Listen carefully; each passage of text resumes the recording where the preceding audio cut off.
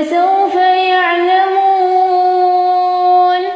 ولقد نعلم أنك يضيق صدرك بما يقولون ولقد نعلم أنك يضيق صدرك بما